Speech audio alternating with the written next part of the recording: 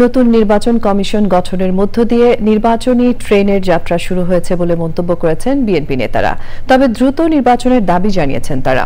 বিপ্লবের পর উপদেষ্টাদের বিপ্লবী হওয়া উচিত ছিল মন্তব্য করে তারা বলেন, উপদেষ্টারা চাকরিজীবীদের মতো আচরণ করছেন। শাকের আদানের রিপোর্ট।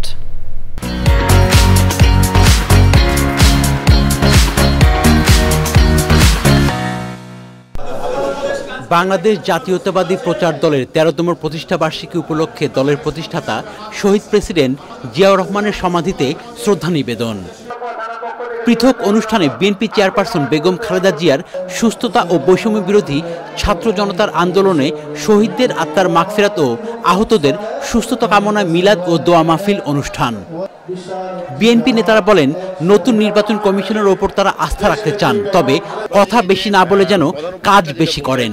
আমরা ওনার উপরে এবং এই নতুন নির্বাচন কমিশনের উপরে আস্থা রাখতে চাচ্ছি, তবে আমাদের অনুরোধ থাকবে যে কথা কম বলে বেশি কাজ দিয়ে সেটা প্রমাণ করার চেষ্টা করা উচিত শুরু থেকেই। আমি আপনাদেরকে একটাই কথা বলতে চাই, আগামী যে নির্বাচন হবে নির্বাচন কমিশনারের কাছে আমাদের একটাই দাবি, আমাদের নির্বাচনটা খুব তাড়াতাড়ি দেওয়ার জন্য। নয়াপল্টনে জুলাই আগস্টে গণহত্যার শিকার শ্রমিক রিকশা চালকদের হত্যার প্রতিবাদে বিক্ষোভ সমাবেশে দলের নেতারা দ্রব্যমূল্যের ঊর্ধ্বগতি নিয়ন্ত্রণ সহ বিভিন্ন ইস্যুতে কথা বলেন। জনগণের যে সাফারিং, সে সাফারিং তো ঠিকই আছে। আলুর কেজি তো ৭০ থেকে ৭৫ টাকা এখনো যদি থাকে, তাহলে মানুষের যে বিশ্বাস একটি গণতান্ত্রিকভাবে গণতন্ত্রের চেতনার প্রতি একটি সরকার, অন্তর্বর্তীকালীন সরকার, সেই সরকার মানুষের যে আস্থা, সে আস্থা তো কমতে থাকবে। এই যে আত্মদান, এই যে রক্তপাত, এই যে অকাতরের জীবন দিয়ে দেওয়া, এইটা সম্পূর্ণ ব্যর্থ হবে।